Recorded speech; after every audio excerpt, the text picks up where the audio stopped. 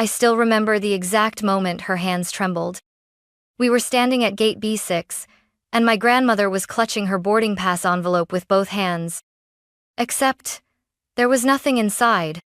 "Emma," she whispered, voice cracking. "He said there was no ticket for me." And then my dad turned away like she was a mistake he could erase. Like the 20 she gave them meant nothing. That was Thanksgiving. They boarded the flight to Europe. I stayed behind with her. I never regretted it. 3 weeks later, when they returned from Paris and strolled through arrivals laughing, they froze. Because I was standing there, right beside a man in a dark gray suit, and in his hand was a folder that would change everything.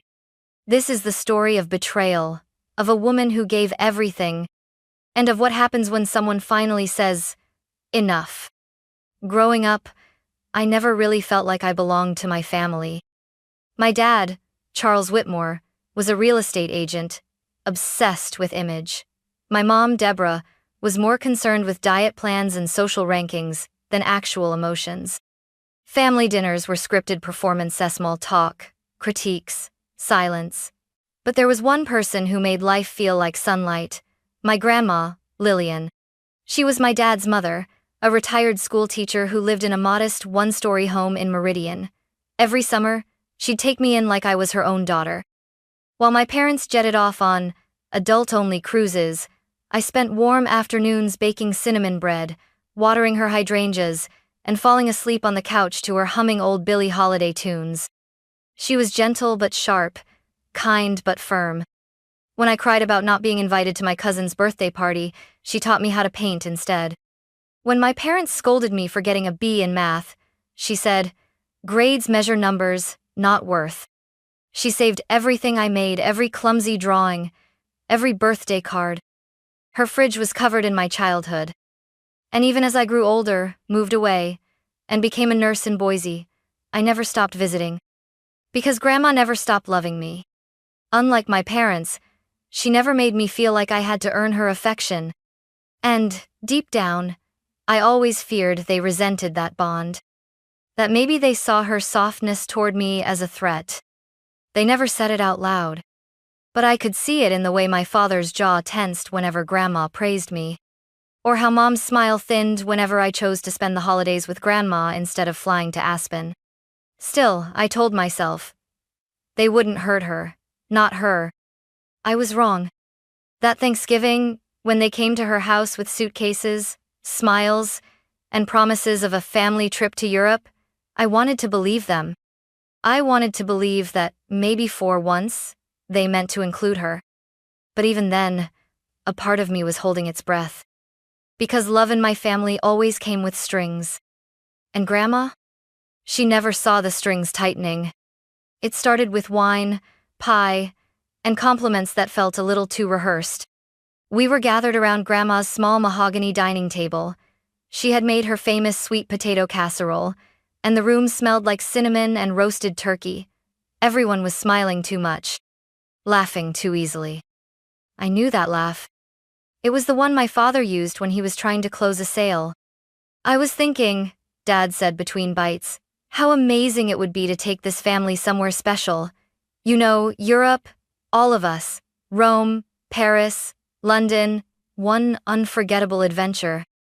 Grandma blinked, surprised. "Oh, that sounds lovely. But I don't know if my joints could handle all the walking." "That's the beauty of it," he beamed. "We'd take it slow. You'd have your own seat, wheelchairs available. We'd stay in hotels with elevators, room service a luxury. Mom." My Aunt Dana jumped in, nodding.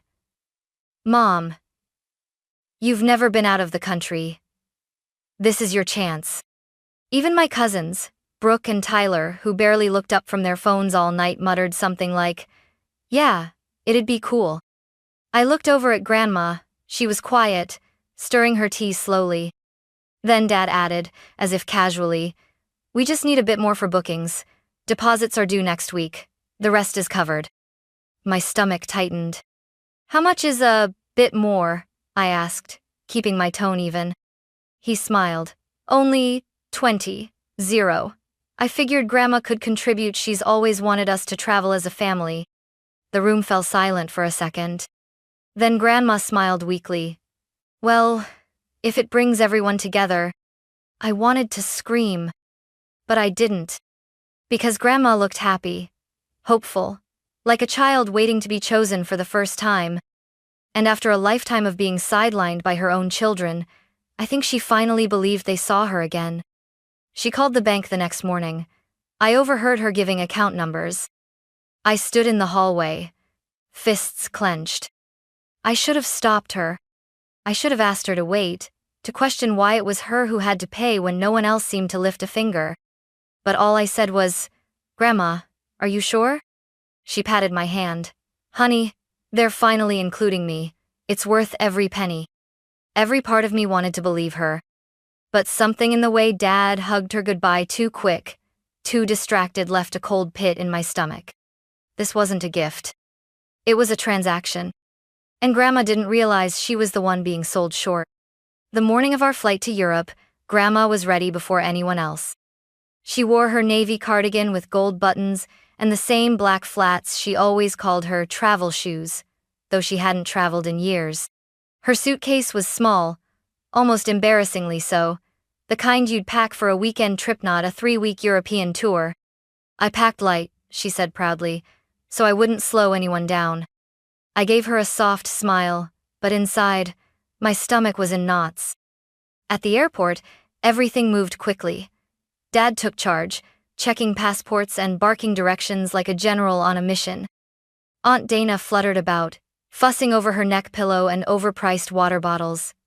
No one really talked to Grandma. We wheeled her suitcase behind us toward the international departures area. She looked around in quiet awe like a kid at a theme park, taking it all in. "I've never seen an airport this big," she whispered, holding onto my arm. We reached the check-in desk. That's when it started. Dad's voice changed sharp, tense, hushed. I heard him muttering to the airline clerk. Phrases like, "not on the manifest" and "must be a system error." I stepped closer. "What's going on?" I asked. Dad turned, feigning calm. "There's a mix-up. Looks like Grandma's ticket didn't go through, but it's fine, we'll figure it out." Grandma's smile faded. "Charles, what do you mean my ticket didn't go through?" He avoided her eyes. "It's probably a website glitch. These things happen. But with timing, I don't think we can fix it now." Aunt Dana chimed in, shrugging. "Maybe it's for the best, Mom. The flight is long. Europe's a lot of walking. You said yourself your knees have been aching." Grandma blinked. Her hands tightened around the handle of her little suitcase. "But I paid.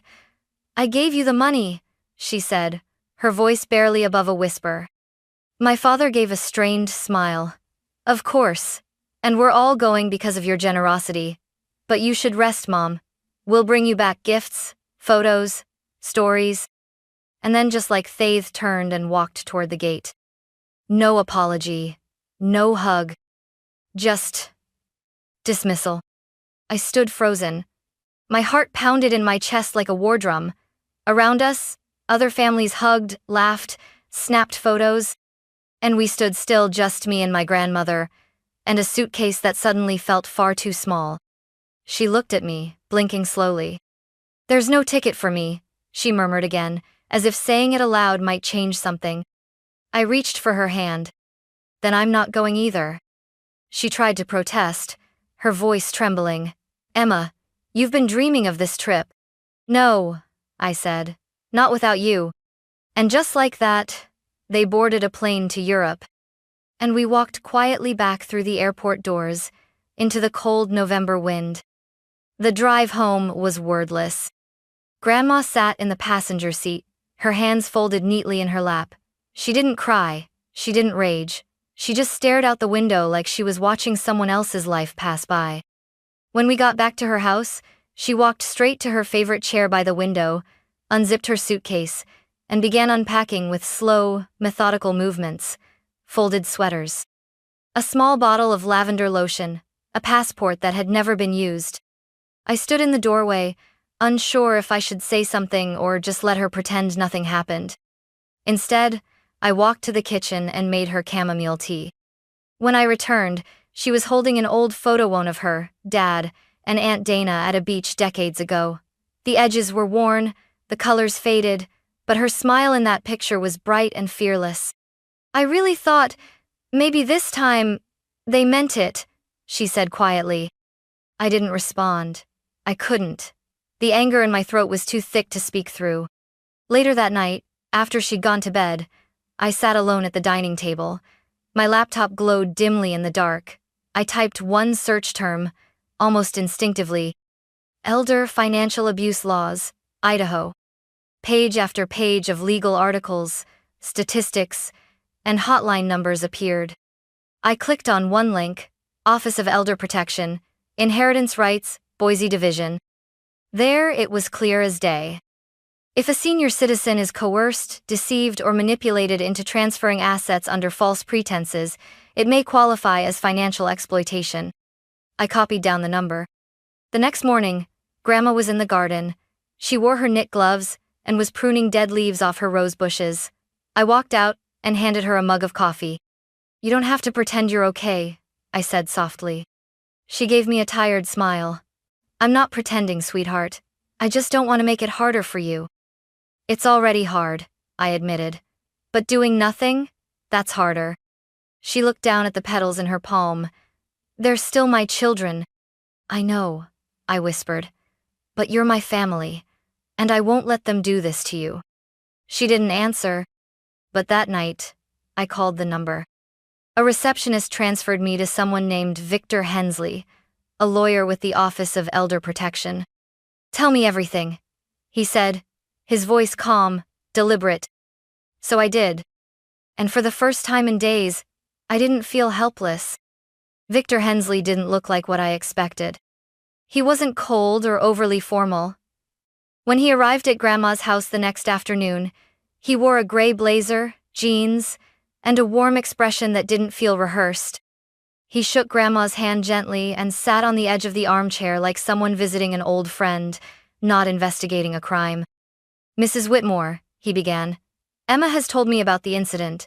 I know this isn't easy, but I want you to understand what happened at that airport wasn't just hurtful, it may also be illegal." Grandma shifted uncomfortably, clutching her teacup. "I don't want any trouble," she said softly. "They're my family." Victor nodded, as if he'd heard that 100 times. "I understand, but I'm here to protect you. What they did coercing you into giving them 20,000 under false pretenses, then abandoning you meets the criteria for elder financial exploitation." I watched her eyes flicker. Doubt? Guilt? Shame? So I spoke. "Grandma, you gave them that money because they promised something they never intended to deliver. That's not generosity. That's theft wrapped in sentiment." Victor leaned forward. "With your permission, I'd like to help recover your funds and protect your legal rights. We'll need to gather documentation, your bank statements, any texts, voicemails, witnesses, if possible." She hesitated. Then, for the first time since the airport, she said something firm. "All right, if Emma believes this is right, then I trust her." That was all we needed. Over the next week, Victor and I worked like a quiet storm. We went to her local bank. The manager, a woman named Sharon, had known Grandma for years and turned pale when we explained what had happened. She printed the statement showing a transfer of 20,000 to an account under my father's name. We returned to the airport and found the same agent who'd handled our check-in, Marissa, a young woman with short braids and a sharp memory. "Oh yeah," she said, eyes narrowing. "I remember that older woman. She looked lost. Her son said her health made her a risk for the flight, and they told her to go home. It felt wrong. Cold." She agreed to provide a written statement. Each piece of the puzzle made it harder to breathe and easier to act. Back at Grandma's house, I helped Victor scan documents while Grandma made us grilled cheese sandwiches, pretending none of this was happening. But I could see the shift in her. She didn't flinch when Victor used words like civil case or revocation of inheritance. She even said, while slicing tomatoes, "Maybe it's time they realized I'm not just some wallet in a rocking chair." Victor smiled. I'd say you're a pretty powerful woman, Mrs. Whitmore. She blushed like a schoolgirl. A few days later, Victor looked up from his laptop and said calmly, "Emma, we're ready." "Ready for what?" I asked. He closed his folder and met my eyes. "For when they come back." 3 weeks later, they came back. I knew the flight number. Victor had pulled the itinerary from the travel agency's booking history purchased, of course, using Grandma's money. I didn't tell her I was going. She was at home that morning, tending to her small rosebush by the porch. I told her I had errands in town. She just smiled and handed me her shopping list, not knowing I had something else planned entirely. I arrived at Boise International Airport early, standing by the arrivals gate with Victor beside me. He wore a darker suit this time, no blazer, just sharp lines and the kind of calm that made people nervous. He carried a plain manila folder. Inside were copies of the bank statements, Marissa's written statement, and a court-authorized summons approved just 2 days earlier. Financial exploitation of a vulnerable adult. Pending civil restitution. Inheritance suspension request. Then I saw them.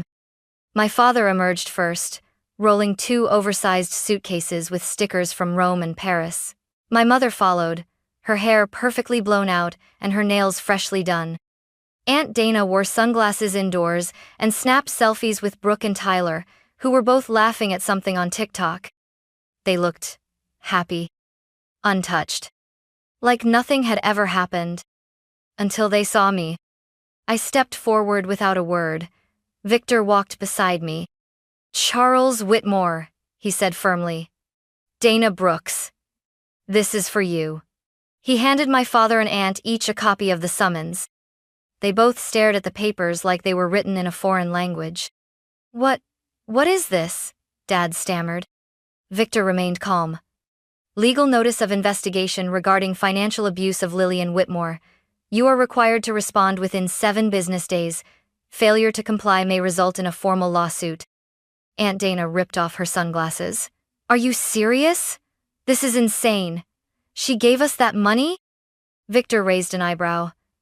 "Under documented misrepresentation, that's not generosity, that's fraud." My father's face darkened. "Emma, you did this?" I nodded. "You're suing your own family?" "No," I said evenly. "I'm protecting mine. You made her believe you wanted to include her, and then you humiliated her at the gate like she was disposable." "She's old," Mom snapped. "That trip would have been hard on her." "But not hard on her bank account?" I cut in. They stood in stunned silence.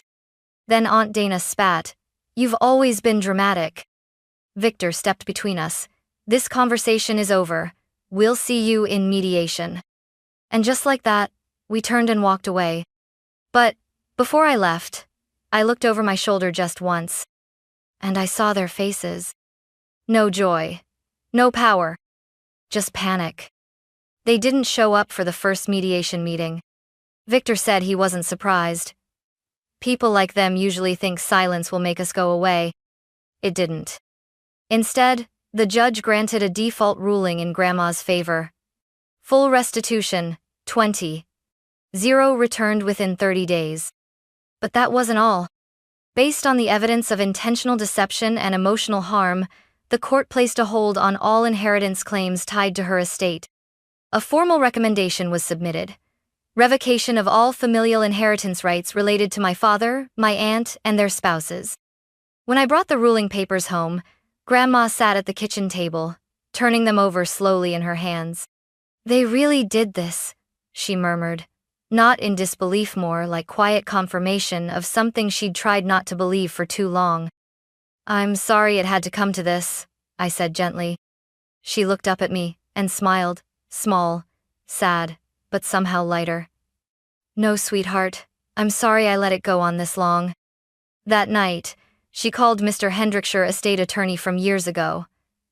I listened from the hallway as she gave him clear, unwavering instructions. "I'd like to update my will," she said. "Yes, I want to remove Charles and Dana. Completely. No portion. They've had enough." Later, when we were sitting on the porch with mugs of cocoa, she told me, "I'm not doing this out of anger, Emma. I just want peace. And peace means not giving people more chances to hurt you. I nodded. I knew exactly what she meant. In the weeks that followed, I helped her close a joint account she'd opened with my father years ago. We transferred her savings into a new protected trust. She insisted I be listed as her financial advocate. I want you to take care of things if I can't, she said. You'll always be able to, I whispered back. But inside, I knew better. Something in her had changed, not just the disappointment, but the years of longing finally giving way to acceptance, not bitterness, just clarity. We returned to routines, slowly. Gardening, grocery trips, baking too many cookies we didn't need. But something new bloomed, too. She started sketching again, doodles of tulips, hills, and birds. I signed us up for a watercolor class at the community center, and she agreed, after some grumbling. It's never too late to start again, she said one morning, pressing the brush against the canvas. And it wasn't. We had started over. Just the two of us. No pretense, no performance, no more waiting for apologies that would never come. Only presence, only truth. And, in that space, Grandma wasn't a victim. She was free. The following spring, I planted yellow tulips all along the fence of Grandma's yard. She once told me, when I was 8, that yellow tulips meant hope, not joy hope. Joy comes and goes, she said. But hope is what you keep alive, even when everything else fades. I wanted her to see that hope again every morning when she opened the curtains. By May, the garden bloomed into a sea of soft gold. Grandma stood on the porch in her worn cardigan, coffee in hand, and just stared. She didn't say anything, but her eyes glistened. I figured you needed something to look forward to, I said. She squeezed my hand. I already do, honey. You. That summer, I made a decision. I applied to Idaho State University's master's program in gerontology and elder advocacy. I wanted to be the voice for others like her, like so many whose stories never reached courtrooms or community centers. When I told her, she teared up. I always knew you'd take care of people, just never imagined you'd start with me. I smiled. You're the reason I even know how to care. Life moved forward, not without shadows, but with a steadier light. Grandma made friends in her painting class. People who loved her stories, who didn't care about bank accounts or bloodlines, just kindness. She even sold a few paintings at the local crafts fair, one of them titled Gate B6. She never told anyone what it meant, but I knew. Occasionally, we'd get mail addressed from Aunt Dana or my parents, cards, vague attempts at reconnecting. We never opened them. Grandma would just slide them into a drawer labeled unanswered and return to her book or her tea. They never apologized, never tried to return the money, never asked how she was. And eventually, we stopped expecting they would. 2 years passed. Then one autumn morning, I found Grandma sitting quietly by the window, wrapped in her favorite quilt. She looked peaceful, but tired in a way I hadn't seen before. I'm just a little slower these days, she whispered. But the tulips will come back next spring, won't they? They always do, I said, brushing her silver hair back gently. She nodded, eyes closing. 2 weeks later, she passed in her sleep. No pain, no drama. Just peace like she'd always wanted. We buried her on a hill near the town's small lake, beneath an old oak tree. I placed a bouquet of fresh yellow tulips at her grave, wrapped in a ribbon with her initials embroidered on it, L.W. At the funeral, people from all over town came. Her painting teacher, the florist who'd helped her pick out seeds, Sharon from the bank. Marissa from the airport even sent flowers and a note that simply read, "She mattered." She did. And she still does. After the service, I stood alone by the grave, holding one last tulip. The wind brushed against my cheek like fingers, and I swore I could hear her voice say, "Keep going, Emma. Keep blooming." So I did. I finished my degree, and now I work with the Elder Justice Initiative, investigating abuse, advocating for reform, and helping rewrite the narrative for people like her. I still live in her house. I kept the yellow tulips alive. Every year, they bloom brighter. And every spring, I sit on the porch with a cup of tea, look out over that golden fence line, and say the same thing out loud. You didn't just raise a granddaughter, Grandma. You raised a witness. You raised a fighter. And that's enough legacy for a lifetime.